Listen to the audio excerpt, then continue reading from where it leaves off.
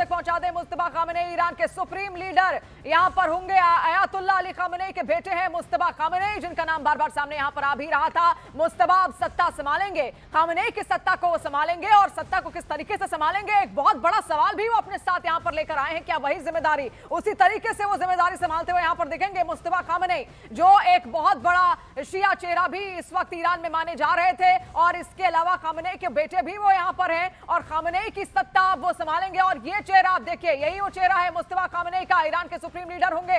अब Ayatollah Ali Khamenei के बेटे उनकी जिम्मेदारी यहां पर संभालते हुए दिखेंगे। और इसके साथ देखिए अब सवाल ये भी खड़ा होता है कि क्या अगला टारगेट इजरायल और ईरान का, क्या मुस्तफा भी हो सकते हैं, क्योंकि ईरान इजरायल किसी भी ऐसे चेहरे को छोड़ना नहीं चाहता जो वहां पर उत्तराधिकारी बन सके या फिर वहां की सत्ता को संभाल सके, क्योंकि अमेरिका हमेशा से चाहता है कि वहां पर सत्ता बदले, ऐसी सत्ता वहां पर आए जो उसके हिसाब से चले, उसके मन मुताबिक यहां पर चले। और अब भी ट्रंप का कहना है कि बातचीत के लिए हम तैयार हैं, हम डिप्लोमेटिक बातचीत आपसे करना चाहते हैं। लेकिन सवाल यह है, क्या मुस्तफा खामेनेई जो कि ईरान के अब अगले सुप्रीम लीडर यहां पर होंगे, क्या वो बातचीत करना चाहते हैं ट्रंप के साथ, ये क्या वो बातचीत को आगे बढ़ाना चाहते हैं या फिर नहीं? क्योंकि बार बार अब बात कहां पर आकर फंस रही है आप देखिए, क्योंकि इजरायल का कहना है कि मिडिल ईस्ट में बिल्कुल भी ईरान को ऐसे मौके नहीं मिलने चाहिए कि वो मिसाइलों को डेवलप करे। लेकिन ईरान बिल्कुल भी इस बात को नहीं चाहता, और ईरान को मिडिल ईस्ट में देखिए जखीरा माना जाता है कि सबसे ज्यादा मिसाइलें अगर किसी के पास है पूरे मिडिल ईस्ट में वो है ईरान। ईरान ने बाकायदा एक पूरा बेस तैयार कर रखा है, जाग्रोस का एक पहाड़ है जिसके नीचे कई सारी मिसाइलें लगातार दबी हुई हैं। और उसका ये कहना था कि अभी तो हमने अपनी छोटी मोटी मिसाइलों का इस्तेमाल किया, लेकिन अभी बड़ी मिसाइलें देखना बाकी है।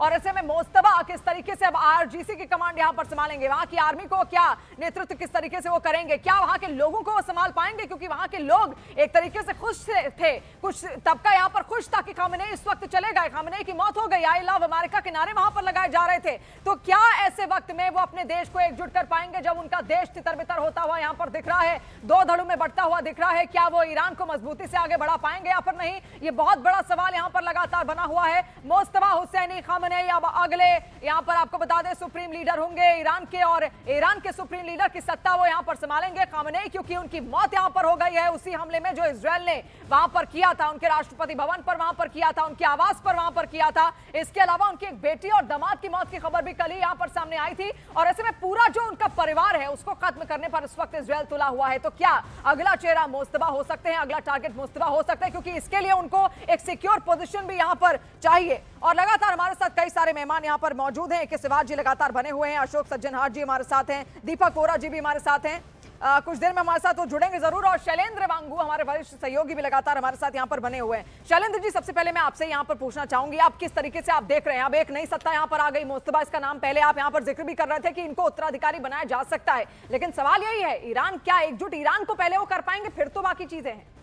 बिल्कुल बिल्कुल, देखिए उससे भी बड़ी बात यह है कि क्या राष्ट्रपति डोनाल्ड ट्रंप को यह मंजूर होगा या नहीं। अब से कुछ देर पहले राष्ट्रपति डोनाल्ड ट्रंप ने एक अमेरिकी चैनल को दिए इंटरव्यू में कहा है, जब उनसे पूछा गया कि अगला वहां पर जो लीड करेगा सरकार को वो कौन होगा, तो उन्होंने कहा वहां पर कुछ एक अच्छे कैंडिडेट्स हैं उनकी नज़र में, लेकिन वो क्या उसमें मुजतबा उसमें खामनेई उसमें है या नहीं ये क्लियर नहीं है। दूसरी अहम बात ये कि जब उनसे पूछा गया कि जिस तरह से अली खामनेई की मौत के बाद वहां पर अभी भी जो ईरान की तरफ से जो टारगेट किए जा रहे हैं पड़ोसी देशों के अंदर, जो अमेरिकन बेसिस को जो टारगेट किया जा रहा है, तो राष्ट्रपति ट्रंप ने कहा कि वो जानते हैं कि वो शख्स कौन है जो इस वक्त who is taking the calls, but वो नाम नहीं बताएंगे। और तीसरी अहम बात ये कि जब उनसे पूछा गया कि जो ईरान की तरफ से जवाबी कार्रवाई हुई, क्या वो इस बात की उम्मीद कर रहे थे, तब उन्होंने कहा कि हम दोगुने की उम्मीद कर रहे थे, हम सोच रहे थे कि ईरान की तरफ से दोगुने स्तर पर जवाबी कार्रवाई होगी, लेकिन जो कल हमने पिछले 24 घंटों में जो देखा है वो इसका लगभग आधा है, तो कहीं ना कहीं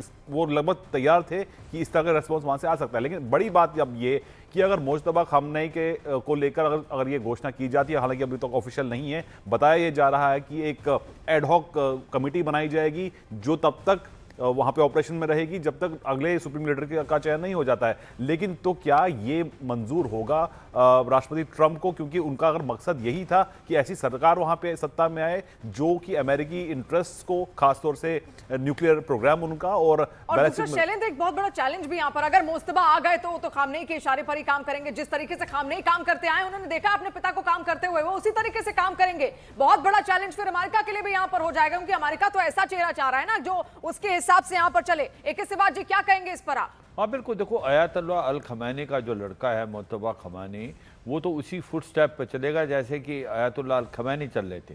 और अभी जो अमेरिका तो चाहता है कि ऐसी रजीम आए जो कि प्रो यूएस हो, चेंजेस करे और जिस प्रकार से रिस्ट्रिक्शन लगा रखी थी उनको दूर करे, और कहीं ना कहीं जो तीन इम्पोर्टेंट पॉइंट हैं अमेरिका के कि आप न्यूक्लियर हथियार नहीं बनाएंगे, मिसाइलों का जमावड़े का कंट्रोल करेंगे और ये जितनी प्रॉक्सीज हैं उनको हेल्प करना बंद करेंगे।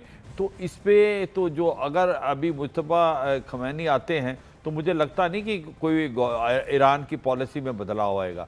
ईरान तो फिर वही कट्टरपंथी में। देखिए हो क्या रहा है कि ईरान के अंदर एक तूफान आ गया। ये समझना चाहिए हमें, एक बहुत बड़ा तबका है समाज का जो इसको खुशी मना रहा है। वो जो जैनजी हैं वो तंग थे, वो परेशान थे। आपके जो बिजनेस कम्युनिटी है जिसको बाजारी बोलते हैं वो भी सड़कों पे आए थे। इन्फ्लेशन बहुत है, अनएम्प्लॉयमेंट है, करप्शन बहुत है। वो जो औरतों हिजाब वाले प्रोटेस्ट हुए थे 3 साल पहले जिसको दबा दिया था, वहाँ भी लोग कुछ, तो इतना आसान नहीं होगा ईरान के अभी जो नए अगर जो भी सुप्रीम लीडर बनेंगे।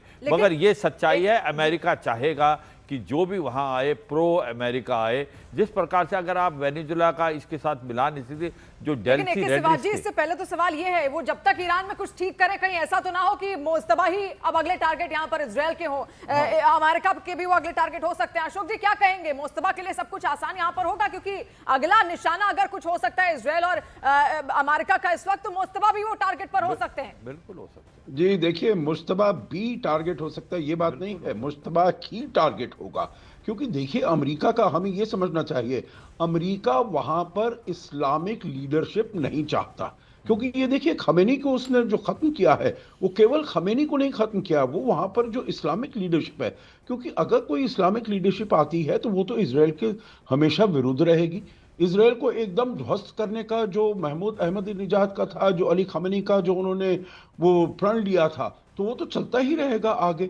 वो अपनी मिसाइल्स को बिल्कुल बरकरार रखेंगे, अपने न्यूक्लियर प्रोग्राम को बरकरार रखेंगे। तो इसीलिए ये वाली जो इस्लामिक लीडरशिप है ये अमेरिका को, इसराइल को कतई मंजूर नहीं होगी। देखिए एक नाम जो नहीं अभी तक जिक्र किया गया आपके प्रोग्राम में अभी तक, वो है रजा पहलवी का नाम।